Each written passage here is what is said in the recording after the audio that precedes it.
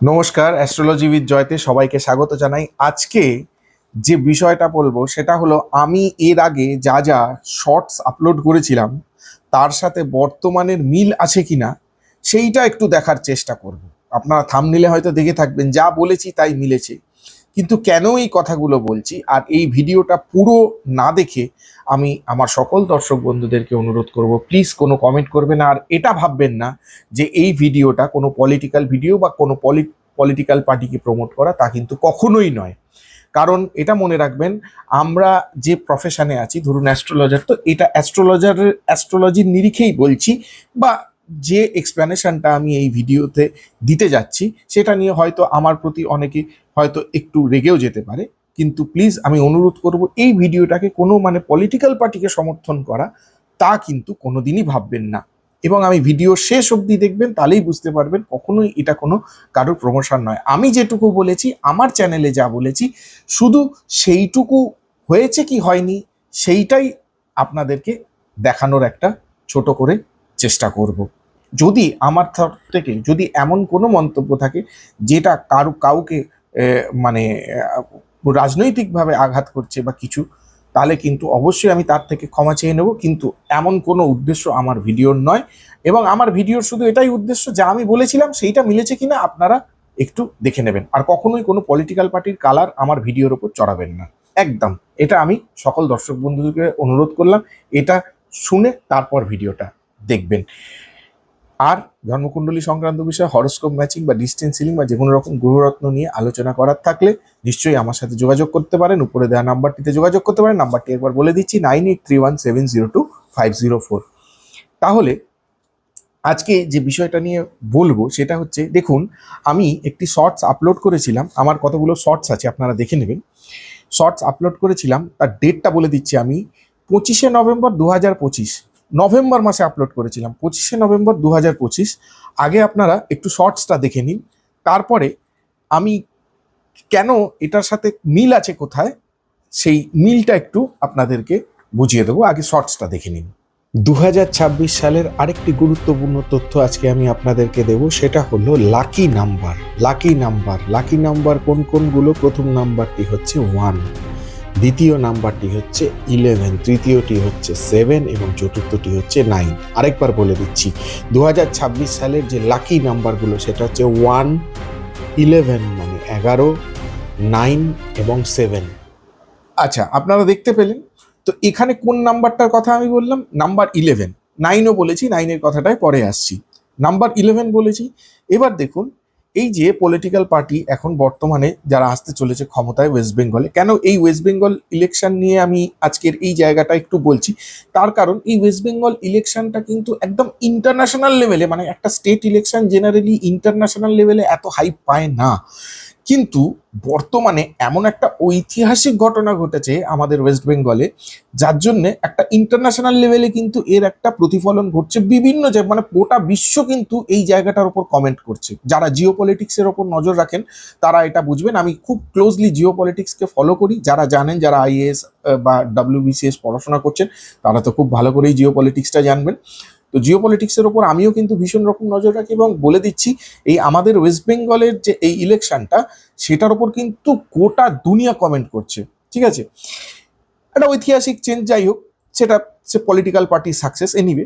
কিন্তু আমি যেটা বলতে চাইছি সেটা হচ্ছে, আমি বলেছিলাম নাম্বার 11টা আছে আমার এতে, 1 এবং 11 আছে। তো এবারে দেখুন, এই যে পলিটিক্যাল পার্টি যে বর্তমানে যারা জিতে এসছেন এবং ম্যান্ডেট দিয়েছে, পুরো জনতা জনার্দন যেখানে ম্যান্ডেট দিয়েছে, তার নামটা কি? BJP, মানে 3টে লেটার আমি ধরছি, বি, জে এবং পি। এবং বি, জে এবং পি, এই দেখুন নিউমারোলজিতে বি এর হচ্ছে রিপ্রেজেন্টেশন 2, জে এর হচ্ছে 1 এবং পি এর হচ্ছে 8, তিনটেকে যোগ করলে কত হয়? 11। 11 হচ্ছে মাস্টার নাম্বার। ঠিক আছে, নিউমারোলজিতে 11কে মাস্টার নাম্বার বলা হয়। আর 1+1 যোগ করলে 2, সে দুটোই হচ্ছে মুন মানে চন্দ্রের নাম্বার, এই দুটো রিপ্রেজেন্ট করে হচ্ছে চন্দ্রকে। তো এইটা আমি বলেছিলাম শর্টসে এতদিন আগে। দেখুন, এদের ক্ষেত্রেও কিন্তু এটা লাকি হলো। ঠিক আছে, আমি অন্য কারোর নাম এই মুহূর্তে বলছি না। ঠিক আছে, তো এটা একটা। নেক্সট আরেকটা শর্টস আমি আপলোড করেছিলাম, আপনাদেরকে দেখাবো। শর্টসটা আগে দেখে নিন, তারপরে আবার এই 9 নাম্বারটা কি করে আসছে সেটা আপনাদেরকে বুঝিয়ে দিচ্ছি। 2026 সাল সম্বন্ধে আরেকটি বিশেষ তথ্য আপনাদের সাথে শেয়ার করি, সেটা হচ্ছে চাইনিজ ফেংশুই অ্যাস্ট্রোলজি মতে 2026 সালের যে থিমটা সেটা হচ্ছে কি ফায়ার হর্স। এবং এই ফায়ার হর্সের এলিমেন্টটা কি, যেটা আমরা সেই 5টা এলিমেন্টের মধ্যে এই ফায়ার হর্সের এলিমেন্ট হচ্ছে ফায়ার, অর্থাৎ আগুন। বা 2026 সালে এই যে ফায়ার হর্সের যে টিমের যে এক্সপ্লেনেশনটা কি, প্যাশন, লিডারশিপ এবং এনথুজিয়াজম, মানে নতুন জিনিস কোনো কিছু ক্রিয়েট হওয়া বা নতুন কিছু তৈরি করা। এটা আমি জেনারেল বলছি, সকলের জন্য বলছি। নতুন কিছু, নতুন ক্রিয়েটিভিটি, নতুন আবিষ্কার বা নতুনের দিকে ধাবিত হওয়া এবং লিডারশিপ কোয়ালিটি আলটিমেট পর্যায়ে। এবং এর লাকি কালারটা কি, লাকি রেড এবং গোল্ড, অর্থাৎ লাল এবং সোনালী। শর্টসটা আপনারা দেখতে পেলেন। এই শর্টসটা আপলোড হয়েছিল 23শে নভেম্বর 2025। ঠিক আছে, আমি এখানে দুটো কালারের কথা বলেছি, রেড আর গোল্ড। ঠিক আছে, বাট এখানে যেটা এসছে সেটা এসছে স্যাফরন। স্যাফরনই তো যে পলিটিক্যাল পার্টির কথা আমি বলছি, সেই পলিটিক্যাল পার্টির মানে আইডিয়াল কালার হচ্ছে স্যাফরন, তাই তো? স্যাফরন মানে গেরুয়া, তাই তো সবাই বলছে। এবারে এটা সবাই জানে, এটা আর অজানা কিছু নয়। এবার বিচার করে দেখুন, আমি যখন বলছি নিশ্চয়ই তার পেছনে একটা সাইন্টিফিক এক্সপ্লেনেশন, যেটা আমি খুঁজে পেয়েছি, আমার যেটা মনে হয়েছে খুঁজে পেয়েছি বা মিল পেয়েছি, আমি সেটা বলছি। এই যে স্যাফরনের RGB কালার কোড কত জানেন? RGB কালার কোড, এবার আপনারা ভাববেন যে RGB কালার কোডটা কি, একটু বলে দিই। RGB কালার কোড হচ্ছে রেড, গ্রিন এবং ব্লু। এই যে তিনটে কালার আছে, এই রেড, গ্রিন এবং ব্লু দিয়ে আপনি যে কোনো রং তৈরি করতে পারেন। ঠিক আছে, রেড, গ্রিন, ব্লু এর কম্বিনেশন দিয়ে আপনি যে কোনো কালার করতে পারেন। এটা একটা কালার কোড, যারা রং নিয়ে কালচার করে তারা তো 100% জানে RGB কালার কোড হয়। ঠিক আছে, তো এই RGB কালার কোডে এই যে স্যাফরন, এই স্যাফরনের যে কালার কোডটা সেটা একবার বলে দিচ্ছি আপনাদেরকে। 255 মানে 255, 153, 51। আবার বলে দিচ্ছি 255, 153, 51। মানে অনেক রকমের কম্বিনেশন হয়, বাট এইটা হচ্ছে main saffron combination, Indian saffron combination. ঠিক আছে, এই যে কম্বিনেশনটা, এটা টোটালিং কত জানে? টোটাল হচ্ছে 27, অর্থাৎ 9। 2 + 7 = 9। এই 9 শব্দটা ওই লাকি নাম্বারে আমি কিন্তু দিয়েছিলাম, মিলিয়ে দেখে নিন।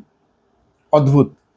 যেগুলো মিল খুঁজে পেয়েছি বা আমার মনে হয়েছে এটা সাইন্টিফিক এক্সপ্লেনেশন, আমি সেইটা বলছি। ভালো মন্দ যা কমেন্ট করার আপনারা অবশ্যই কমেন্ট বক্সে করবেন। মনে রাখবেন, এটা কিন্তু কোনো পলিটিক্যাল পার্টি প্রমোশন নয়। এটা আমি নিউমারোলজিতে যেটা বলেছিলাম, কিন্তু কিছু কিছু ক্ষেত্রে ইন ডেপথে গিয়ে আমার মনে হয়েছে মিল খুঁজে পেয়েছি, আপনাদের সামনে রাখলাম। খারাপ ভালো যা ট্রোল করারও মনে হলে অবশ্যই ট্রোল করবেন, খারাপ কিছু বলার থাকলে অবশ্যই কমেন্টে করবেন, কোনো অসুবিধা নেই। ঠিক আছে, যেটা পেয়েছি মিল সেটা দেখালাম আপনাদেরকে। এবারে বলছি আরও কয়েকটা কথা আপনাদেরকে, এই কারণে বলছি, তার কারণ কখনোই কোনো বিষয়কে পলিটিক্যালি কেন না নিতে বারণ করছি। একটা জিনিস ভেবে দেখুন, আপনারা তো নিশ্চয়ই স্বনামধন্য একজন অ্যাক্টর অক্ষয় কুমারের নাম শুনেইছেন। ঠিক আছে, অক্ষয় কুমার একজন অত্যন্ত পরিচিত মুখ, হ্যাঁ, অত্যন্ত পপুলার ব্যক্তি, মেগাস্টার। হ্যাঁ, তো উনিও কিন্তু আমাদের যে বর্তমানে প্রধানমন্ত্রী যিনি, শ্রদ্ধেয় শ্রী নরেন্দ্র মোদীজি, তো ওনার কিন্তু ইন্টারভিউ নিয়েছিলেন। হ্যাঁ, এটা মোটামুটি বলছি আপনাকে, আজ থেকে 7-8 বছর আগের কথা বলছি, মনে করে দেখুন। তাই বলে উনি ওনার ইন্টারভিউ নিয়েছিলেন বলে কি ওনার সিনেমা যাতে চলে বা এর জন্য তার মানে কি উনি মানে পলিটিক্যাল পার্টির ঝান্ডা ধরে নিয়েছিলেন? কোনোদিন কিন্তু নয়। মানে যাদের মেরুদণ্ডে, মানে নিজের কাজের প্রতি যাদের কমিটমেন্ট থাকে আর মেরুদণ্ডের জোর থাকে, তারা কিন্তু মানে কোনো পলিটিক্যাল পার্টির কাছে চট করে মাথা নত করে না। ঠিক আছে, তারা কিন্তু নিজেদের কাজকেই মন দেয়। আরও একটা এক্সাম্পল বলছি, অরিজিৎ সিং নাম শুনেছেন তো? অরিজিৎ সিং অত্যন্ত নিপাট ভদ্রলোক একটি ব্যক্তি মানুষ হিসেবে অত্যন্ত ভালো মানুষ। এবং তারপরে হচ্ছে ওনার মানে গান তো, মানে আমি নিজেও একজন ওনার বিশাল বড় ফ্যান, অরিজিৎ সিং এর কথা বলছি।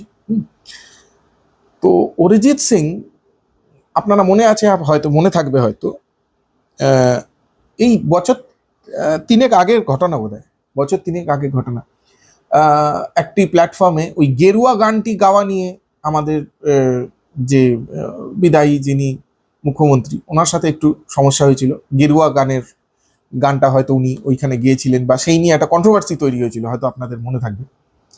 তো তারপরে কি উনি প্রোগ্রাম পাওয়ার, আপনাদের হয়তো এটাও মনে থাকবে, হয়তো বিভিন্ন জায়গায় ওনার হয়তো প্রোগ্রামও ক্যান্সেল করে দেওয়া হয় বিভিন্ন চাপে। যাই হোক, সেটা হয়েছে। যে কোনো কারণেই হোক সেই ধরনের ঘটনা কিন্তু ঘটেছিল যতদূর আমার মনে পড়ছে, ঠিক আছে।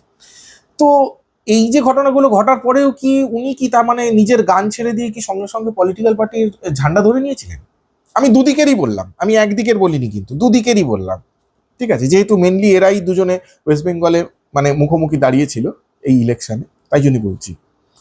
আরেকটা এক্সাম্পল দিচ্ছি, মনে করে দেখুন। অত্যন্ত শ্রদ্ধেয়, উনি তো শ্রদ্ধেয় আমার কাছে, অত্যন্ত মানে একজন, আমি তো খুব ওনার ফ্যান একজন, দময়ন্তী সেনের নাম শুনেছেন? দময়ন্তী সেন, হ্যাঁ, তো উনিও একজন আইপিএস পুলিশ অফিসার, ঠিক আছে। তো ওনার ক্ষেত্রেও মানে উনিও যখন মানে কর্মরত ছিলেন, আমি যতদূর শুনেছি, উনিও ওনার ক্ষেত্রে উনি বিভিন্ন মানে ঘটনার, ওই পার্ক স্ট্রিট কাণ্ড বোধহয় খুব সম্ভবত পার্ক স্ট্রিট কাণ্ড নিয়ে একটা প্রবলেম ক্রিয়েট হয়েছিল, কিন্তু তারপরেও উনি তার মানে সেই প্রপার ইনভেস্টিগেশন করা, যতদূর জানি সঠিক করেছিলেন, এবং তারপরে অনেক রকম মানে সেখানে ম্যানিপুলেশন করার চেষ্টা হয়েছিল, কিন্তু উনি সেটা মেনে নেননি, ঠিক আছে। কিন্তু তার মানে কি এটা যে উনি ওনার প্রফেশনটা ছেড়ে সঙ্গে সঙ্গে একটা পলিটিক্যাল পার্টির ঝান্ডায় চলে এলেন? তা কিন্তু নয়, মানে এখনো অবধি দেখিনি, ঠিক আছে। যেটুকু দেখেছি তাতে ওনার প্রতি আমার ভক্তি শ্রদ্ধা সবসময় থাকবে, ঠিক আছে। অনেস্ট লোক, 1 নম্বর লোক। হয়তো এখানে অনেকের নাম বললাম না, এরকম আরো বহু ঘটনা আছে, খুঁজলে বা ঘাঁটলে আরো বহু ঘটনা পাওয়া যাবে। বক্তব্যের এটা বিষয় হলো যে আজকে কিছুটা পপুলারিটি পেয়েই বা পার্টিকুলারলি কোনো কিছু প্ল্যাটফর্মে গেলেই সবসময় যে সেখানে পলিটিক্যাল পার্টির ঝান্ডা ধরে নিতে হবে তা কিন্তু নয়। আপনার যে বিষয়ে ট্যালেন্টটা আছে বা আপনি যে বিষয়ে প্রফেশনাল, সেই প্রফেশনটাকেই কিন্তু ফার্স্ট প্রায়োরিটি দিন। যারা পলিটিক্স করে তাদের কাছে পলিটিক্সটাই কিন্তু প্রায়োরিটি 1 প্রফেশন, এটা আমি মনে করি, ঠিক আছে। হ্যাঁ, আমার ওটা প্রফেশন নয়, ঠিক আছে। আমাদের কাছে যে কেউ আসতে পারে, সে বিরোধী পক্ষ হোক, সে বর্তমান রুলিং পার্টি হোক, যেই হোক, সেটা হার্ডলি ম্যাটার্স, ঠিক আছে। তো বলতে চাইলাম এই যে 3 জনের নাম আমি বললাম, এই 3 জন কিন্তু আমাদের কাছে ন্যাশনাল অ্যাসেট, কিন্তু এনারা কিন্তু কোনো পলিটিক্যাল পার্টির সদস্য নয়। ঠিক সেরকম আমি এটা বলতে চাইলাম যে আমার এই ভিডিওটাকে প্লিজ পলিটিক্যালি কেউ মানে পোলারাইজ করে দেবেন না, ঠিক আছে। যদি মানে আপনাদেরকে এটাই দেখাতে চাইলাম যে হ্যাঁ, কিছু একটা বলেছিলাম, এবং ইনডেপথে গিয়ে আমরা তো ওইভাবে কারোর নাম ধরে বা কোনো কিছু ধরে ওইভাবে বলাটা আমি ঠিক পছন্দ করি না, আমি করিও নি সেটা। কিন্তু এখন বর্তমানে যে রেজাল্ট এসছে বা যা দেখলাম তার নিরিখে এইটা বললাম। আপনাদের যদি ভিডিওটি ভালো লেগে থাকে তাহলে অবশ্যই একটি লাইক দেবেন, চ্যানেলটিকে সাবস্ক্রাইব করে রাখবেন, এবং আমার সাথে গৌররত্ন হরোস্কোপ ম্যাচিং বা অন্য যে কোনো বিষয় নিয়ে আলোচনা করার থাকলে 9831702504 এই নাম্বারে যোগাযোগ করতে পারেন। সঙ্গে থাকুন, দেখতে থাকুন অ্যাস্ট্রোলজি উইথ জয়। আজকে এ পর্যন্তই, ধন্যবাদ।